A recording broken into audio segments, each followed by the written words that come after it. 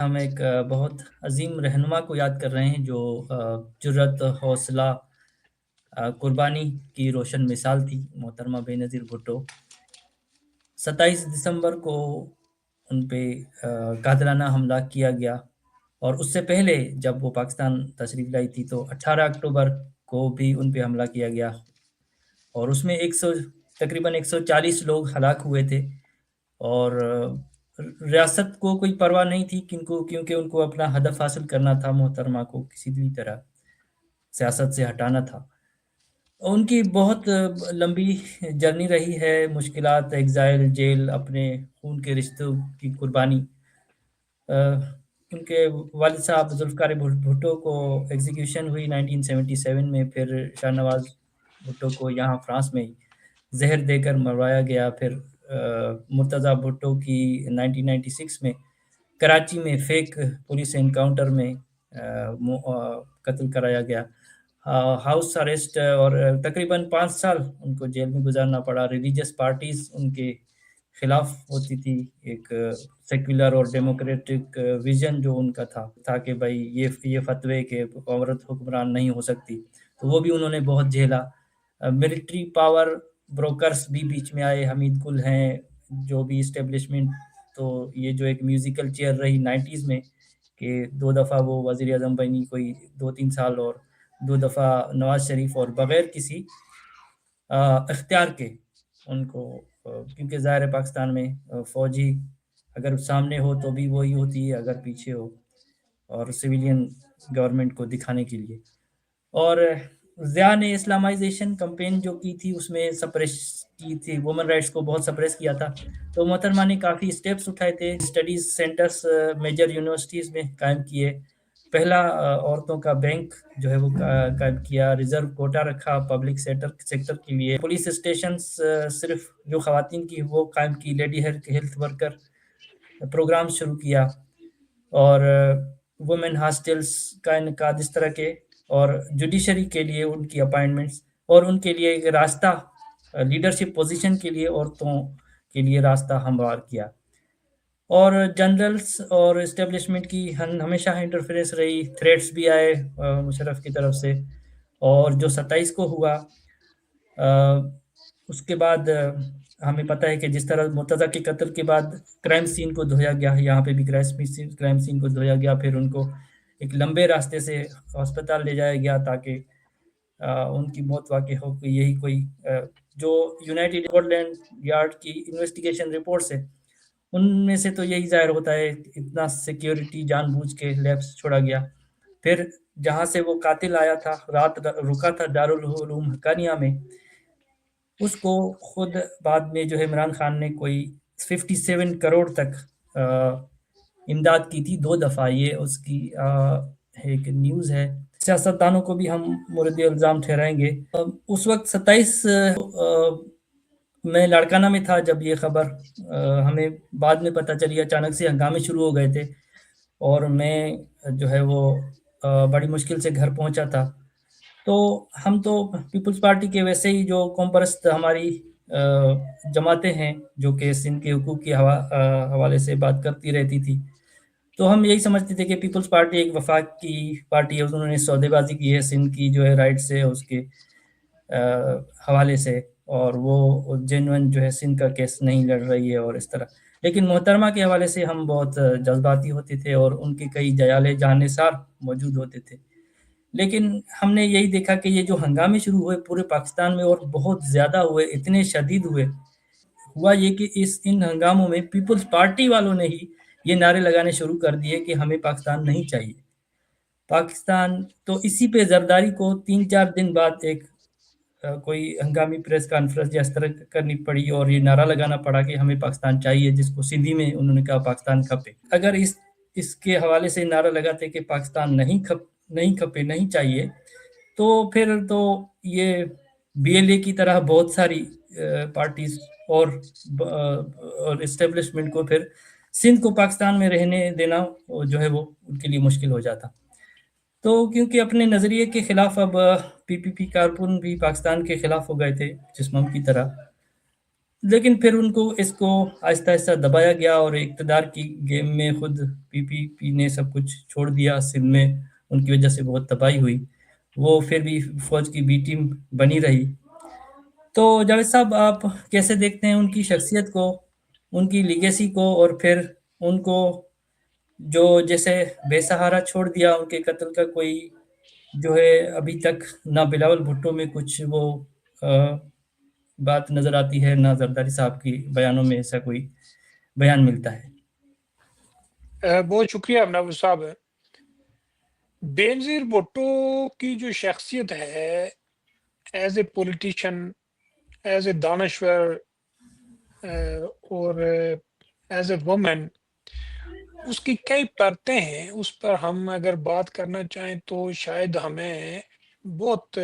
لمبی بات کرنی پڑ جائے، لیکن چونکہ ٹائم ہمارا محدود ہوتا ہے تو ہم بینظیر بھٹو کی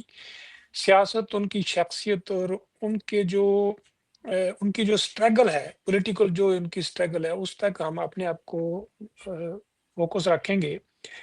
اصل میں بینظیر بھٹو اور بھٹو خاندان جو ہے یہ پاکستانی سیاست کی ایک بہت بڑی ٹریجڈی بن چکا ہے، جس میں سب سے پہلے تو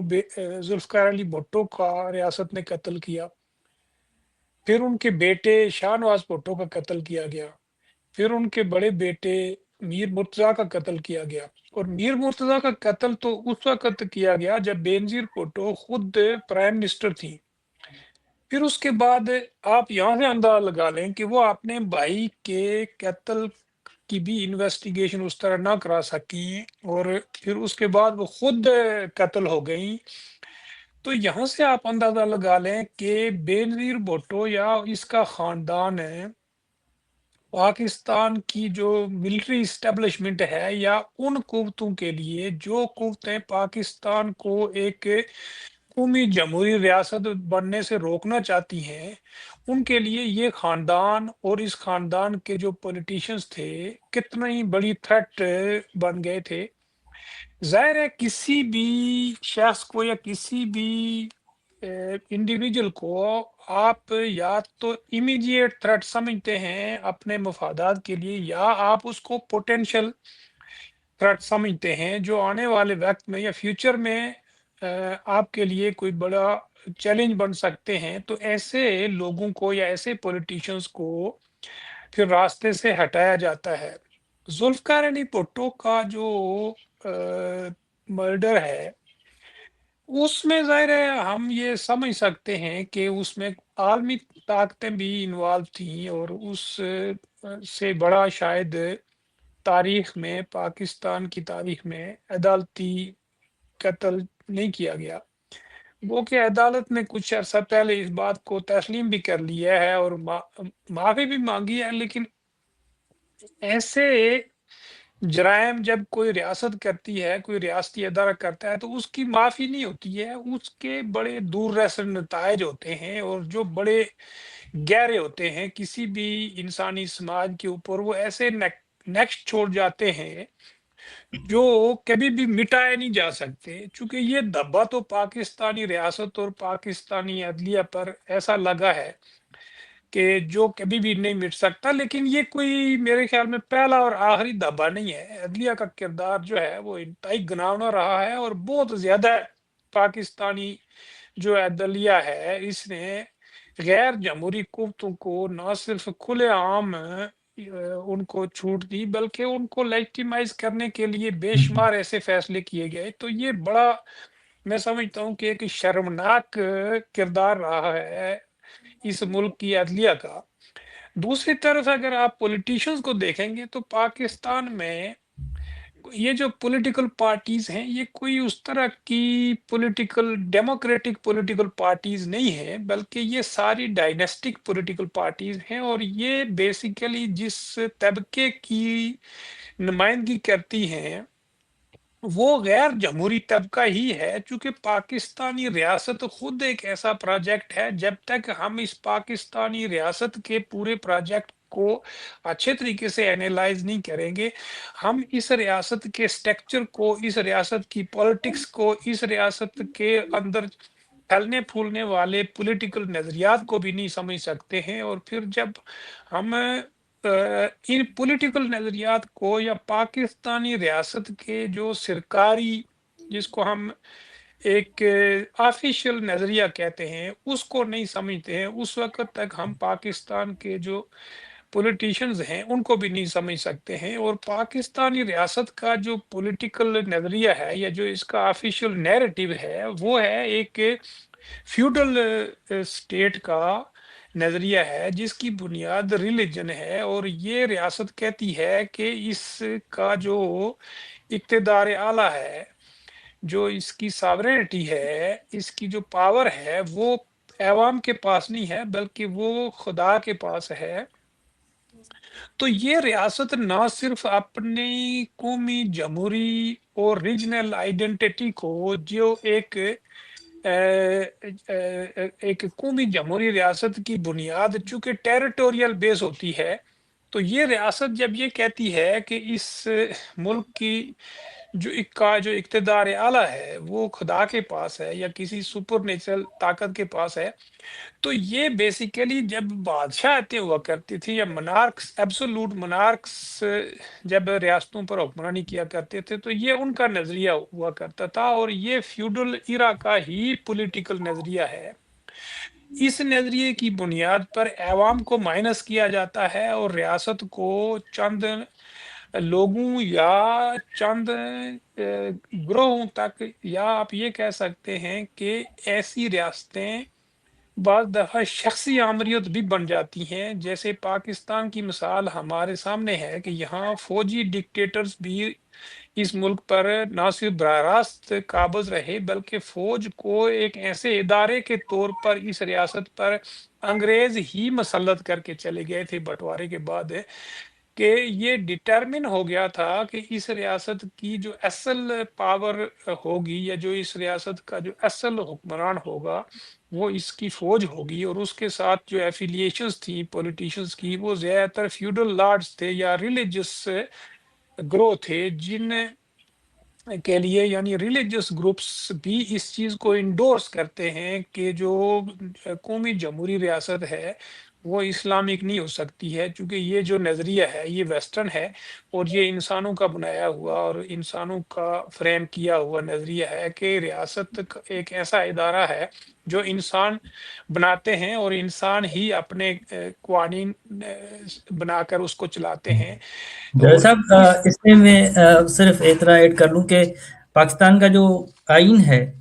اس میں بھی جو سپریم اتھارٹی اللہ کو قرار دیا گیا ہے، یہ بھی وہی پرانا کانسیپٹ ہو گیا، اور اس کو ڈیفائن کون کرے گا، وہ بھی جو ہے فوج ہے یا وہاں کے جو نظریاتی کونسل ہے اسلامک وہ ہے۔ ہاں، یہ دیکھیں کہ یہ بڑی کمال کی بات ہے کہ وہ کہتے ہیں نا کہ عیسیٰ کا گواہ موسیٰ، تو دیکھ لیں کہ یہ جو سپریم پاور ہے، ایک طرف تو کانسٹیٹیوشن میں ہی لوگوں سے چھین کر ایک سپریم پاور کو دے دی گئی ہے، اللہ کو دے دی گئی ہے، اور دوسری طرف جو ہے وہ اس کی انٹرپریٹیشن کے لیے، اس کی انڈورس کے لیے یا اس کو جسٹیفائی کرنے کے لیے اسلامک نظریاتی کونسل بنائی گئی ہے، جو پہلے سے ہی اسی نظریے کے حامی ہے اور اسی چیز کی نفی کرتے ہیں کہ ڈیموکریٹک جو سسٹم ہے یہ ویسٹرن کنسپٹ ہے اور یہ انسانوں کے بنائے ہوئے قوانین سے چلتا ہے، جبکہ اسلامک ریاست کا کنسپٹ یہ ہے کہ وہ انسانوں کے بنائے ہوئے قوانین سے نہیں چلتی ہے، بلکہ اس کے لیے 1400 سال پہلے، یہ جناح صاحب بھی کہہ گئے ہیں کہ اس کے لیے 1400 سال پہلے ہی کانسٹیٹیوشن بن چکا ہے۔ تو ایسے جو کنفیوز قسم کے نظریات کسی ریاست کے اوپر ہوں، تو اس ریاست کے نظریے کی بنیادوں کو چیلنج کرنا اور ایسے نظریات کو چیلنج کرنا جو قدیم زمانے سے منارکس کے ساتھ جڑے ہوں اور فیوڈل ایرا کے پولیٹیکل نظریات ہوں، اس کو چیلنج کرنا، اس ریاست کی بنیادوں اور اس ریاست کے بنیادی نظریے کو چیلنج کر کے اس کو عوامی ریاست بنانا، قومی جمہوری ریاست بنانا، یہ کوئی آسان چیلنج نہیں تھا۔ بینظیر بھٹو اصل میں اس ریاست کو ایک قومی جمہوری ریاست بنانا چاہتی تھی۔ اس